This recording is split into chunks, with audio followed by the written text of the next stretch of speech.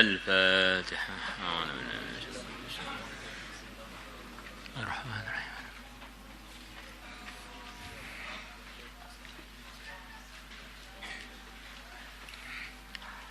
بسم الله الرحمن الرحيم. عن أبي سلام الأسود, diriwayatkan dari Abi Salam al-Aswad, annahu qal, bahwasanya beliau telah mengatakan, li Umar bin Abdul Aziz, kepada Umar bin Abdul Aziz, sami'tu, aku telah mendengar Thawbana, sahabat Thawban radhiyallahu anhu,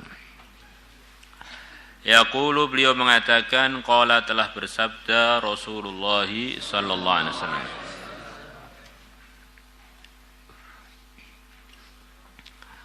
Ini Umar bin Abdul Aziz, maksudnya Khalifah Umar bin Abdul Aziz yang secara nasab dari pihak ayah beliau adalah keluarga besarnya Bani Umayyah, cucunya Abi Sufyan.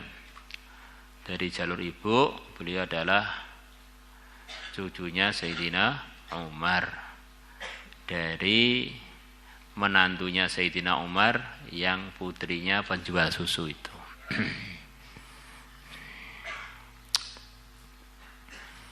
Maka Sayyidina Umar bin Abdul Aziz punya kesolehan yang mungkin paling mencolok di kalangan Bani Umayyah.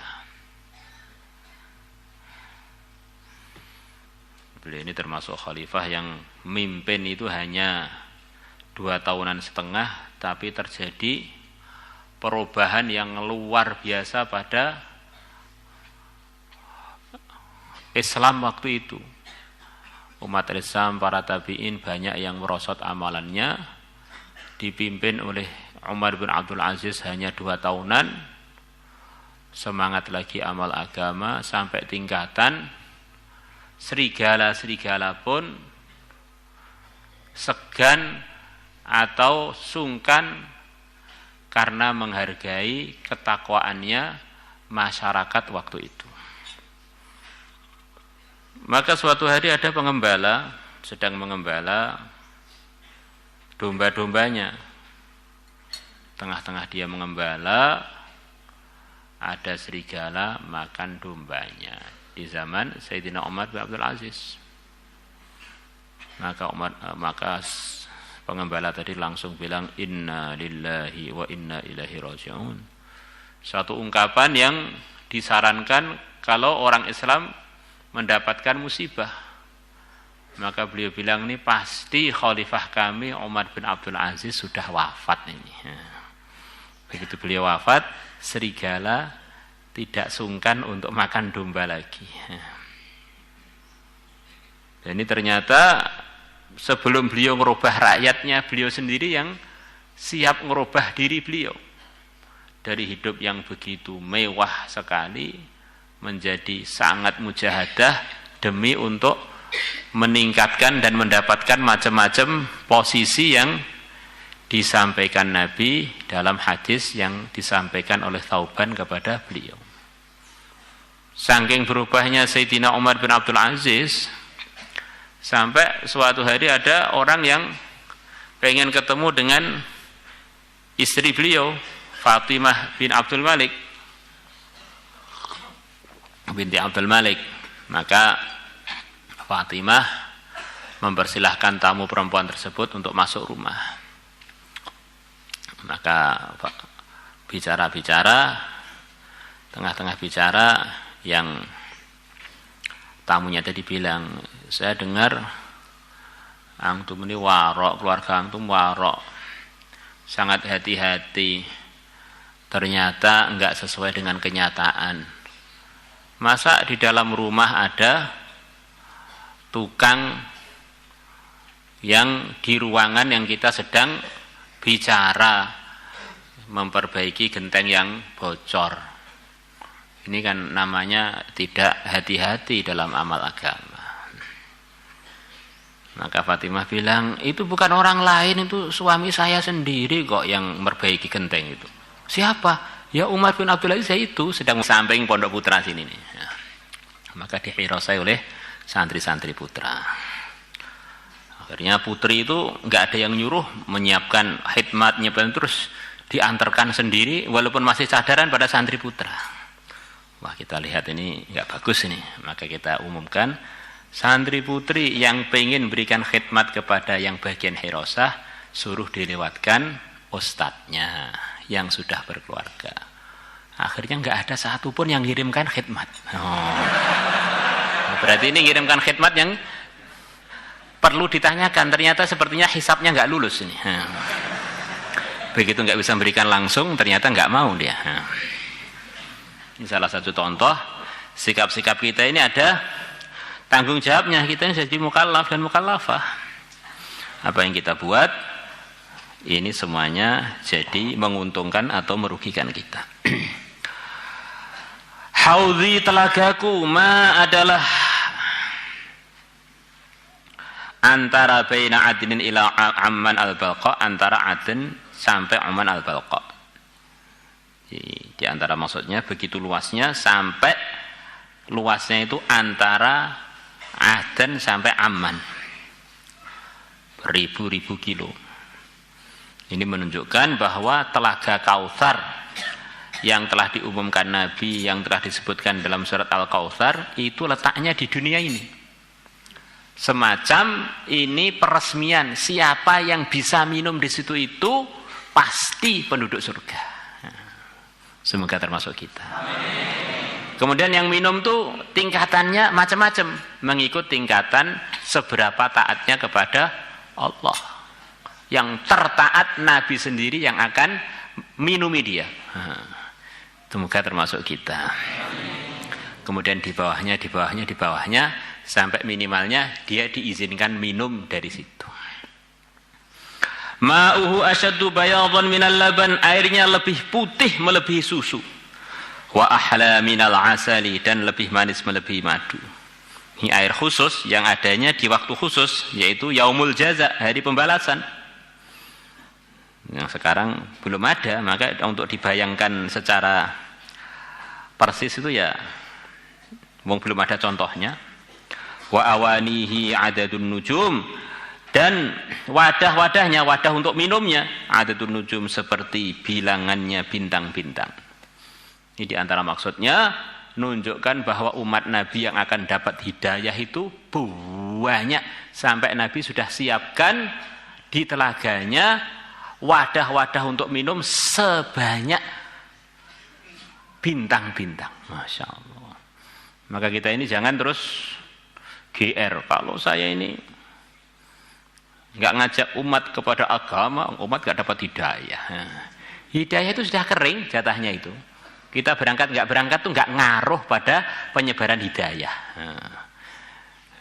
Jadi kalau kita berangkat berjuang dapat pahala, kita jalan. Kalau nggak berangkat hidayah jatahnya nggak berkurang. Yang berkurang jatah pahala kita. Gitu. Lah siapa yang digunakan untuk dapat hidayah dan asbab hidayah? Ya setiap zaman Allah akan terus pilih. Tidak bisa dibatasi oleh satu pergerakan ataupun satu zaman. Sampai menjelang hari kiamat pun masih ada orang-orang yang jadi asbab hidayah. Man syariba minhu syarbatan lan yadma ba'daha abada. Barang siapa minum darinya satu teguk. Syarbah itu di antara artinya adalah sekali teguk. Darabtuhu darbah. Aku telah memukul dia satu kali. Lam yadma ba'daha abada, dia tidak harus selepasnya selamanya. Wa awwalun nasi wurudan alaihi fuqara'ul muhajirin, dan pertama kali manusia yang akan datang alaihi atas telaga Kautsar orang-orang fakir dari kalangan muhajirin. Asyu'su ru'usa, asyu'su yang awut-awutan, ru'usan rambut-rambut kepala mereka. Orangnya begitu sederhana.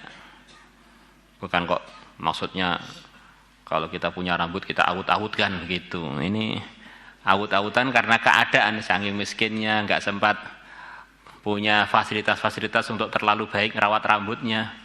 Karena di antara arahan agama itu adalah supaya kita ini merapikan rambut kita sebagaimana dalam hadis riwayat Abu Dawud, man kana lahu sya'run falyukrimhu, rawahu Abu Dawud.